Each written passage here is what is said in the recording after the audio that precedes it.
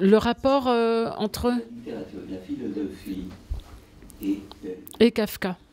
et la métamorphose de Kafka est vraiment compliquée. D'accord.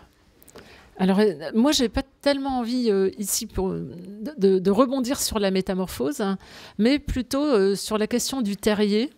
D'accord. Et il me semble que là où Kafka a réellement, alors je reviens à mon dada, hein, les animaux, approché de cette modalité d'être au monde, qu'est la modalité des bêtes et sans doute aussi des vivants.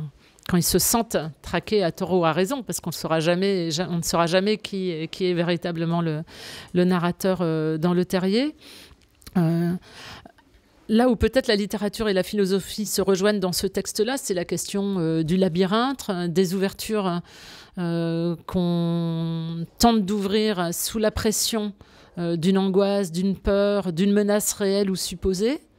Et peut-être que la philosophie se construit aussi là-dessus. Peut-être que les concepts se construisent aussi sur la fuite, la survie,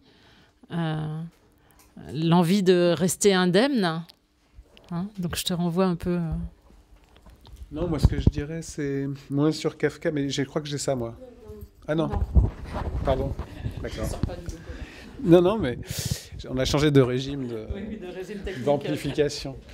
Non, moi c'est moins sur Kafka que sur les moments de lecture de Kafka que je dirais un mot. C'est-à-dire qu'en un certain sens, je pense qu'en effet, aujourd'hui, si on s'attachait à ces textes-là, et d'ailleurs Anne l'a fait et d'autres le font, ça n'est pas avec les mêmes questions qu'il y aurait eu dans les années d'abord existentialistes, où Kafka est apparu comme une sorte d'existentialiste en littérature, un peu comme Beckett, hein, posant la question du sens, de l'absurde, et la métamorphose étant l'instrument d'une question métaphysique extérieure à la métamorphose elle-même, hein, sur la condition humaine, etc. Ensuite, il y a eu un moment un peu du Kafka critique, hein, de Kafka... oui, transgressant là aussi les différences, etc. Je crois qu'aujourd'hui, effectivement, la question de la littérale, ouais, c'est ce que Anne a aussi décrit avec le terrier, mais la question littérale, hein, du corps vivant chez Kafka, de l'expérience aussi du corps dans le journal de Kafka, par exemple, moi, je pense que c'est fondamental. Cette expérience du vivant chez Kafka, de la mortalité, de la relation aussi amoureuse, parentale,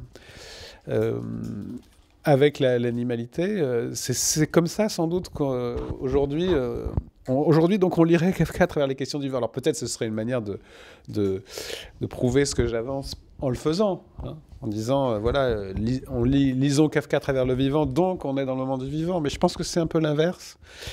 Je pense que c'est de ça qu'il s'agit. Je prends un autre exemple qui moi me frappe beaucoup en ce moment, c'est La peste de Camus, qu'on a toujours pris comme une sorte de métaphore du politique et qui est aujourd'hui relu, y compris dans des colloques et des études d'épidémiologie, d'études de réaction face aux véritables situations d'épidémie, hein, qui est relu littéralement. Qu'est-ce que ça veut dire soigner une situation critique, d'urgence collective, de catastrophe, quel devient le politique, etc. Et c'est plus une métaphore du nazisme, c'est au contraire le nazisme qui devient une métaphore de la catastrophe vitale absolue, hein, et de ce que deviennent les relations entre les humains, les séparations, bon. Donc moi, je pense qu'effectivement, il y a ces œuvres qui, en tant que chefs-d'œuvre, entre guillemets, pour certaines d'entre elles, sont inépuisables. Et si elles sont inépuisables, c'est pas une sorte d'inépuisabilité intemporelle seulement. Ça y est aussi, hein. Moi, je maintiens que les grandes œuvres sont aussi des singularités définitives en elles-mêmes. Mais elles sont inépuisables aussi par leur relecture selon les moments. Et je pense vraiment que c'est sûr que ce que fait Anne sur Proust, au fond, c'est aussi ça, en un certain sens. C'est plus un Proust où on s'intéresse aux signes, au langage, en tout cas pas seulement. Et ce serait plus un Kafka seulement de la métaphore, et du kafkaïen.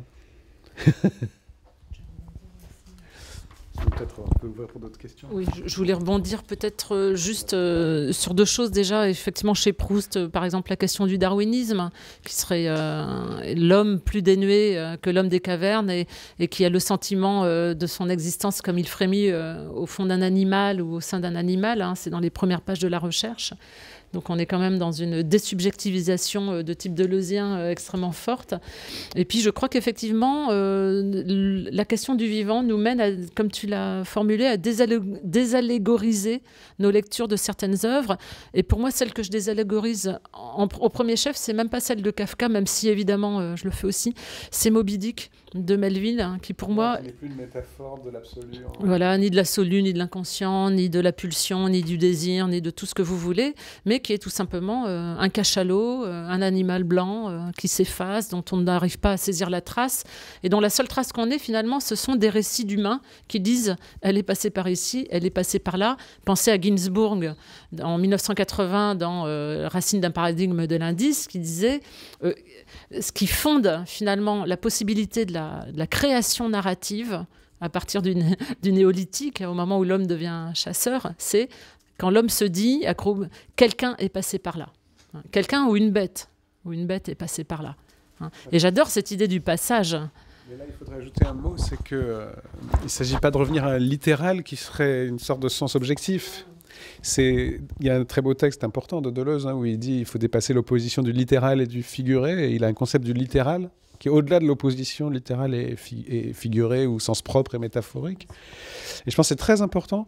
Et c'est le même travail sur l'écriture qu'il faut faire que sur la distinction homme-animal, par exemple. Dès qu'on distingue le littéral et le figuré dans des textes comme La Métamorphose ou Moby Dick ou inversement, quand quelqu'un dit qu'il se sent malade comme un chien, etc., est-ce que c'est du littéral ou figuré ? On est forcément dans un dépassement des deux, et ça veut dire ça rejoint mon point initial selon lequel le déplacement de la question implique un dépassement de l'expression, du langage. Et ça, c'est extrêmement important, et avec le risque, encore une fois, ça comporte aussi un risque, la difficulté, à mon avis, c'est de dépasser le littéral et le figuré sans tomber dans le brouillage total entre le document et la fiction. Parce qu'on retrouve ce risque encore une fois, ce risque, oui, un peu, pas forcément dans l'autofiction seulement, mais dans une certaine littérature du brouillage. Or, le risque de l'ambivalence, c'est pas le brouillage. L'ambivalence, c'est pas le brouillage.